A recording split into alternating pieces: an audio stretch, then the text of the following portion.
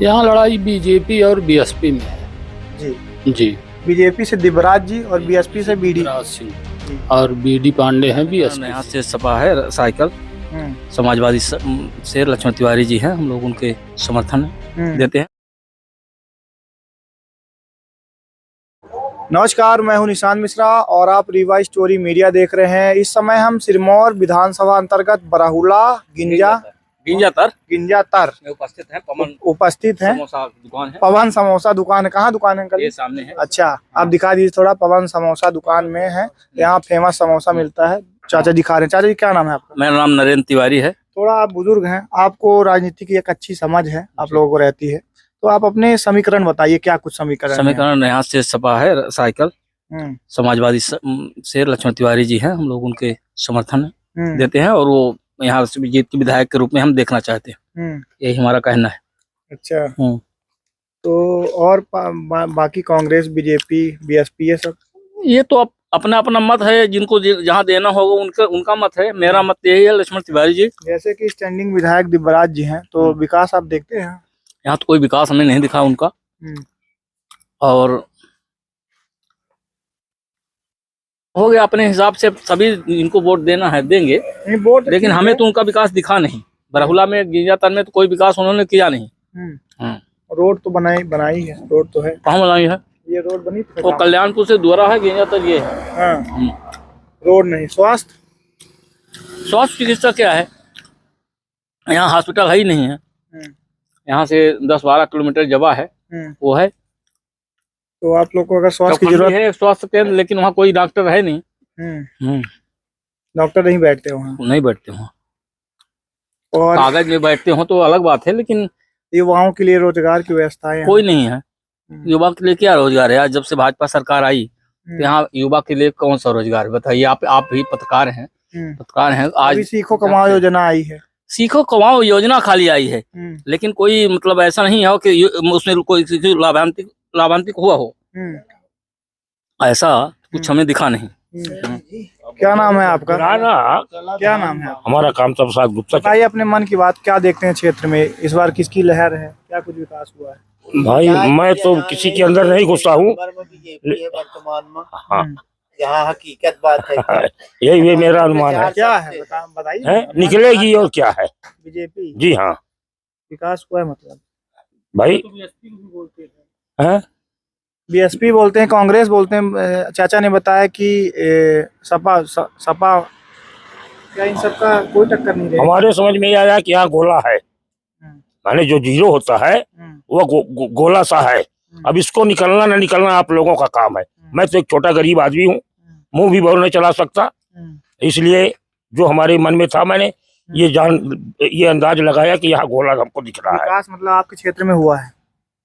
विकास हाँ, क्योंकि हो रहा है, हुआ नहीं है।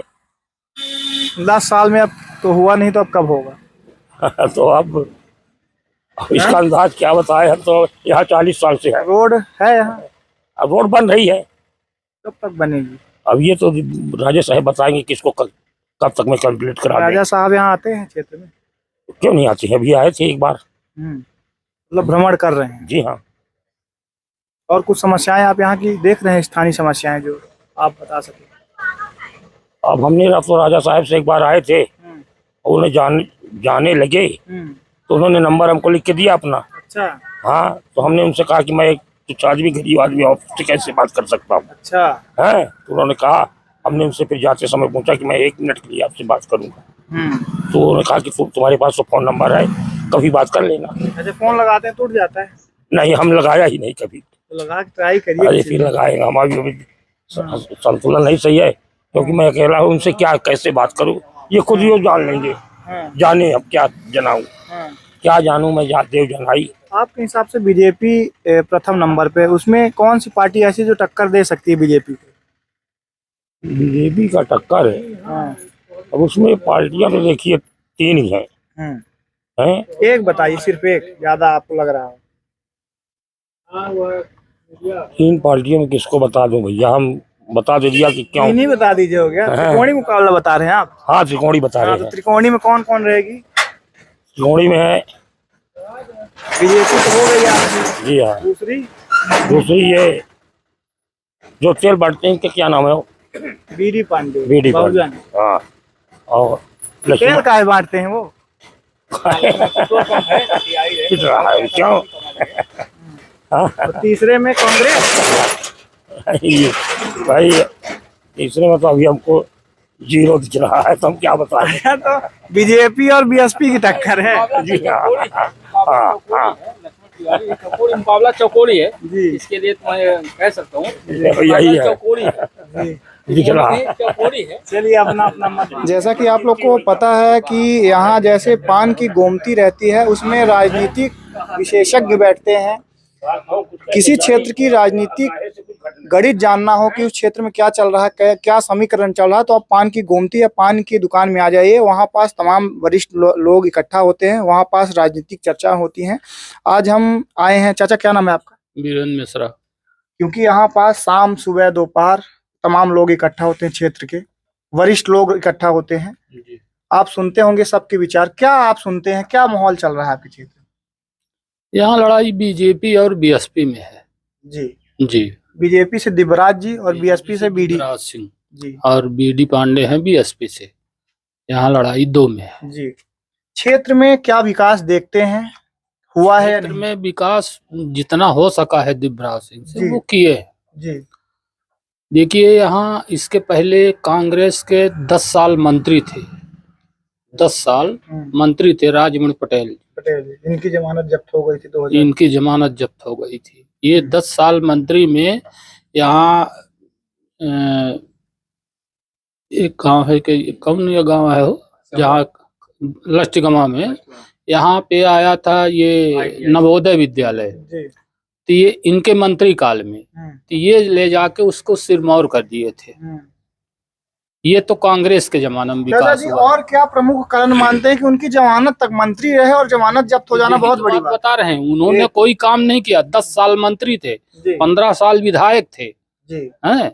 इसके बाद फिर राम लखन शर्मा विधायक हुए, उन्हीं को हरा उनको वो उन्हीं को हरा करके जी। भाई शुरू में तो जीते। और मतलब यहाँ जब जीतने के बाद फिर उनका भी वैसे काम था।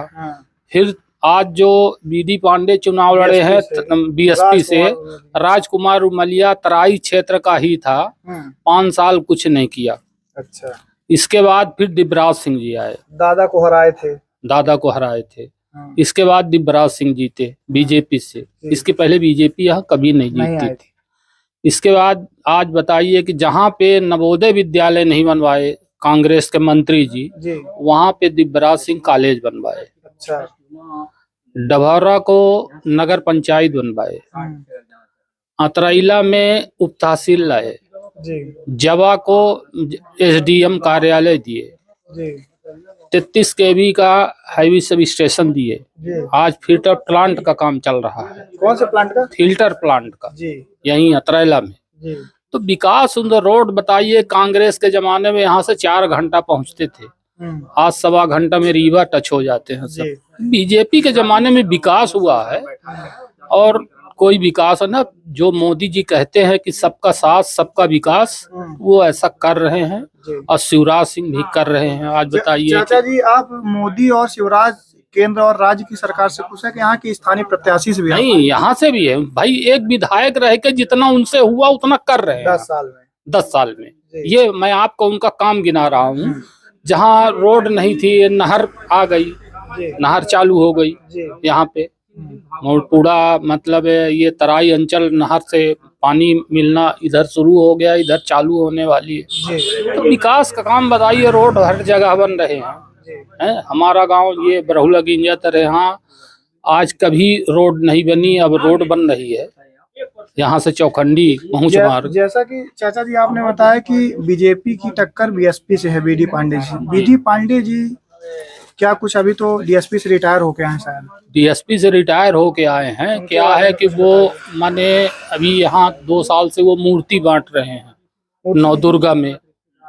नवदुर्गा में 2 साल से मूर्ति सबको फ्री में दे रहे हैं पूरे जवा ब्लॉक में, कहे सिरमौर विधानसभा क्षेत्र में।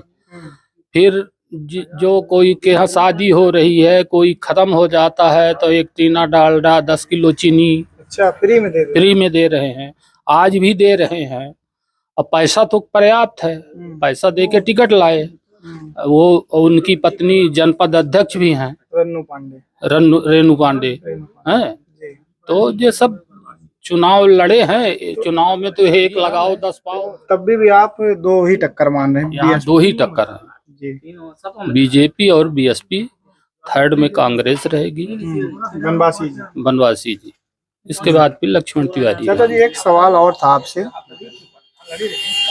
चुनाव जैसे जैसे तारीख गुजरती जाती है, जैसे चुनाव अंतिम पड़ाव में पहुंचता है तो जाति समीकरण में बंट जाता है चुनाव। हर जात विशेष वर्ग लोग अपने अपने प्रत्याशियों को देने लगते हैं। क्या आप समझते हैं कि इस बार भी ऐसा कुछ? जात समीकरण देखिए, सब लोग नहीं रहते। 60 से 70% जात। अब मैं ब्राह्मण हूँ, मैं बीजेपी को वोट करूंगा। मैं ब्राह्मण हूँ, मैं बीजेपी को, इसलिए कि मैं विकास पे वोट देता हूँ। मैं विकास पे वोट देता हूँ। नहीं तो हमको भी ना बीडी पांडे को या कि लक्ष्मण तिवारी को वोट देना चाहिए। फिर तो ब्राह्मण में जाता कि नहीं जाता? अब विकास देख रहे हैं। विकास देख रहे हैं, जो काम कर रहा है। आज बताइए, मोदी शिवराज सिंह जी जो योजना लाए वो हर वर्ग के लिए आए, चाहे लाडली बहना हो, चाहे किसान सम्मान निधि हो, चाहे खाद्यान्न हो, चाहे आवास हो, चाहे आयुष्मान हो, जो कुछ भी है सबके लिए है। ऐसा बताइए कि वो जातिवाद कर रहे हैं। कांग्रेस के जमाने में भी उस बार जब कमलनाथ की सरकार आई थी, बोले थे कि 4000 रुपए महीना बेरोजगारी भत्ता देंगे। 15 महीने उनकी सरकार रह दिए किसी को? अब भी वादा कर रहे हैं कि हम देंगे। अब तो 3000 इस बार वादा किए हैं। ये बताइए कि इसके पहले उनको लाडली बहना कभी नहीं सुधाई। जब बीजेपी ने शुरू किया तो ये लाडली बहना थे, नारी सम्मान का नकली फार्म भरवाना शुरू कर दिए। तो कुछ लोग कह रहे हैं कि ये जो 1250 रुपए मिल रहा है, तो ये एक प्रकार से छलावा है चुनाव से। छलावा नहीं है। ये बताइए कि जो बीजेपी कहती है 2020 से सम्मान निधि दे रही है, वो अनवरत दे रही है। अब जून से शुरू किया है लाडली बहना योजना, उसको बढ़ाते बढ़ाते 3000 रुपए बोले हैं, लेकिन अब ये इस बार सरकार आ जाएगी तो उसको बढ़ाएंगे। और बताइए, जून से दे रहे हैं, अभी तो फिर कल पैसा आया है सबका। इसको तो कांग्रेस ने विरोध भी किया था कि ये पैसा नहीं, मत दीजिए। चुनाव आयोग के पास भी गए थे, लेकिन चुनाव आयोग बोल दिया कि भैया ये तो पहले की योजना है, उसमें हम कुछ नहीं कर सकते हैं। तो छलावा, बीजेपी छलावा नहीं करती, कांग्रेस छलावा करती है। जी चलिए, तमाम लोगों से मैंने बात किया। अंकल जी हैं ये, इन्होंने अपने गांव का, अपने सिरमौर विधानसभा का सारा समीकरण 2 मिनट में हमको समझा दिए। राजमणि पटेल जब से कांग्रेस की सरकार थी तब से अब तक का पूरा विकास इन्होंने बताया और सभी प्रत्याशियों के बारे में बताया, किसने कितना विकास किया है। हालांकि इस बार इनका कहना है कि इस बार बीजेपी से दिव्यराज जी की और बीएसपी से बीडी पांडे जी की कांटे की टक्कर होगी। और ये देखना दिलचस्प होगा कि किसके सर पे मुकुट इस बार लगेगा 2023 की विधानसभा में। इस वीडियो में फिलहाल इतना ही। हम फिर मिलेंगे, तब तक के लिए दीजिए आप हमें इजाजत। धन्यवाद।